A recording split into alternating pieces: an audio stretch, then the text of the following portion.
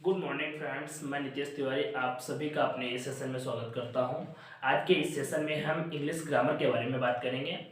इसके पहले हमने कई वीडियो अपलोड किए हैं जो इंग्लिश ग्रामर से संबंधित हैं। अगर आप लोगों ने नहीं देखे हैं तो उन्हें जाकर के प्लेलिस्ट में देख सकते हैं। और कई यूज आप भी पढ़ाए हैं, जैसे मस्ट हो गया, शुड हो गया, इट इज़ यूज टू, और ऐसे कई और भी वीडियो हैं जो बहुत ही ज़्यादा यूजफुल हैं। आप जाकर के प्लेलिस्ट में देख सकते हैं। तो आज के इस सेशन में हम पढ़ाएंगे ग्रामर में, और वहाँ भी लेटर से शुरू करेंगे। अल्फ़ाबेट क्या होता है, लेटर क्या होता है, वर्ड क्या होता है, और वर्ड के बाद में सेंटेंस क्या है, सेंटेंस के भाग कौन कौन से होते हैं, और सेंटेंस के प्रकार कौन कौन से होते हैं। तो आज के सेशन में शुरू करते हैं बिना देर किए हुए। इसके पहले अगर आप लोगों ने हमारा चैनल सब्सक्राइब न किया हो तो सब्सक्राइब कर लें और बेल आइकन को प्रेस कर दें तथा लाइक शेयर करें। धन्यवाद। ठीक है, शुरू करते हैं। इसमें जो है सबसे पहले है लेटर। लेटर क्या होता है? लेटर मीन्स होता है वर्णमाला। तो अंग्रेजी में वर्णमाला कितने होते हैं? अंग्रेजी में वर्णमाला काफी लोग कहेंगे 26 होते हैं। 26 वर्णमाला नहीं होते हैं, वर्णमाला केवल एक होता है। ठीक है, कि केवल एक। 26 तो लेटर होते हैं। ठीक है, तो अंग्रेजी वर्णमाला में 26 अक्षर होते हैं जिन्हें अंग्रेजी में क्या कहते हैं? लेटर कहते हैं। लेटर क्या होता है? लेटर हिंदी में जिसे अक्षर कहते हैं, इसकी परिभाषा क्या हो सकती है? भाषा की सबसे छोटी इकाई अक्षर कहलाती है, और इंग्लिश में इसे क्या कहते हैं? लेटर कहते हैं। भाषा की सबसे छोटी इकाई लेटर या अक्षर कहलाती है। ठीक है, अक्षर होती है। अंग्रेजी में कुल 26 लेटर होते हैं। इनके व्यवस्थित समूह को अल्फाबेट कहते हैं, यानी वर्णमाला कहते हैं।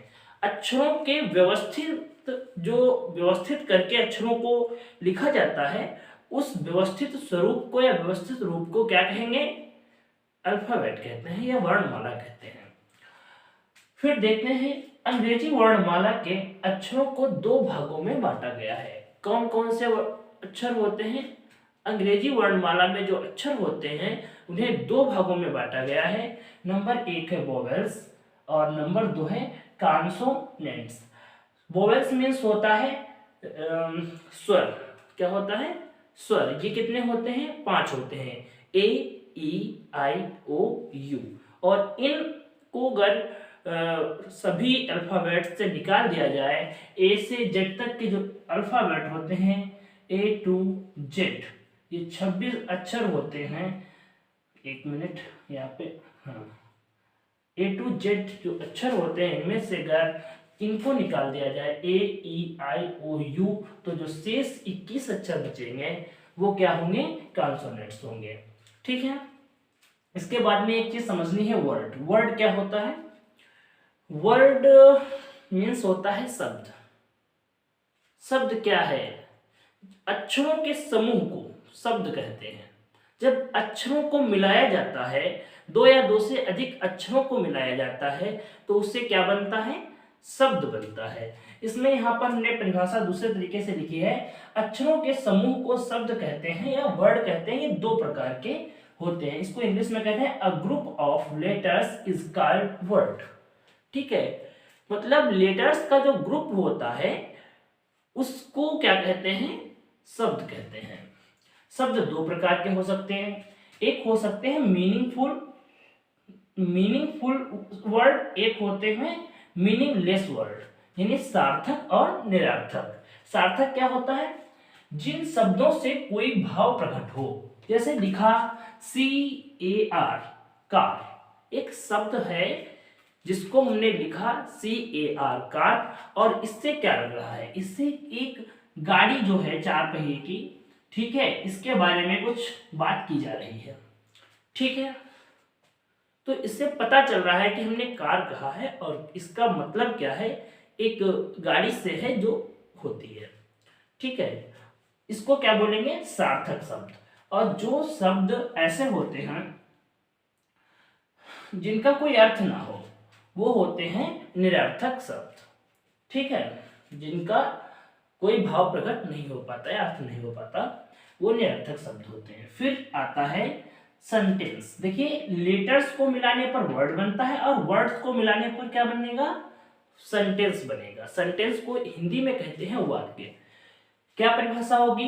शब्दों का ऐसा समूह जिसका कोई अर्थ प्रकट हो वह क्या कहलाता है? इंग्लिश में कहेंगे a group of words which has a complete meaning called sentence।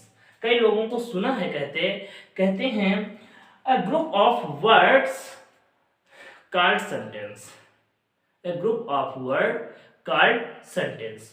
तो शब्दों का समूह क्या होता है? सेंटेंस होता है। लेकिन यह परिभाषा गलत हो जाएगी, क्योंकि शब्दों के समूह को हम केवल शब्द नहीं वाक्य नहीं कह सकते, उसका अर्थ भी होना चाहिए। मैं कुछ भी लिख दूं, क्या वो वाक्य बोला जाएगा? नहीं ना। तो शब्दों का ऐसा समूह हो जिसका कोई अर्थ हो रहा है, जिसका कोई भाव प्रकट हो रहा हो, उसे क्या बोलेंगे? उसे वाक्य बोलेंगे। ठीक है। जैसे he is going, he is going, वह जा रहा है। या राम हैज टेकन समोसा, राम समोसा खा चुका है। तो इस तरीके से जब किसी भी ऐसा शब्दों का समूह होता है जिसका कोई भाव प्रकट हो रहा हो, तो वहां पर क्या होता है? सेंटेंस होता है। ठीक है। सेंटेंस कहीं कहीं पर एक वर्ड का भी हो सकता है, जैसे कि मैंने बोला क्या तुम उसके बारे में जानते हो? ठीक है। तो किसी ने कहा हाँ, मतलब उसने कह दिया हाँ, उसने आगे का वाक्य नहीं बोला। तो हाँ जो है वो भी एक शब्द के स्थान पर प्रयोग किया जा सकता है। ठीक है। या मैंने कहा क्या तुम मेरे साथ चलोगे? ठीक है। उसने कहा नहीं, मैं तुम्हारे साथ नहीं जाऊंगा। अगर उसने ये नहीं भी बोला मैं तुम्हारे साथ नहीं जाऊंगा, तब भी केवल नहीं कहने से ही बात समझ में आ गई। जहां पर बात समझ में एक ही शब्द से आ गई, वो भी क्या है? एक शब्द ही एक वाक्य ही होता है। ठीक है। उसके बाद में हम देखेंगे पार्ट्स ऑफ सेंटेंस, वाक्य के भाग। वाक्य के कितने भाग होते हैं? तो वाक्य के हमेशा दो भाग होते हैं, एक होता है सब्जेक्ट और एक होता है प्रेडिकेट। सब्जेक्ट क्या होता है? कर्ता के बाद, मतलब कर्ता यानी उद्देश्य। ठीक है। ये सब्जेक्ट उद्देश्य। ठीक है। इसके बारे में यानी जिसके बारे में कुछ कहा जाता है, वाक्य में जिसके बारे में बात की जाती है, वो क्या होता है? सब्जेक्ट होता है। और इसके बाद में प्रेडिकेट क्या होता है? विधेय। मतलब सब्जेक्ट के बारे में जो कुछ कहा जाए, जो पूरी बात है, उस बात को क्या बोलेंगे? विधेय या प्रेडिकेट बोलेंगे। और जो वो बात जिसके लिए कही जा रही है, वो क्या हो जाएगा? वो हो जाएगा सब्जेक्ट। ठीक है। तो वाक्य के दो भाग होते हैं। आज का मेरा मुख्य टॉपिक है काइंड्स ऑफ सेंटेंस पे। तो देखते हैं काइंड्स ऑफ सेंटेंस, इसको एज करते हैं। ये समझाना मेरे लिए जरूरी था, क्योंकि मुझे लगा कि लेटर से शुरू से इस चीज को समझाया जाए, उसके बाद में हम काइंड्स ऑफ सेंटेंस को पढ़ें।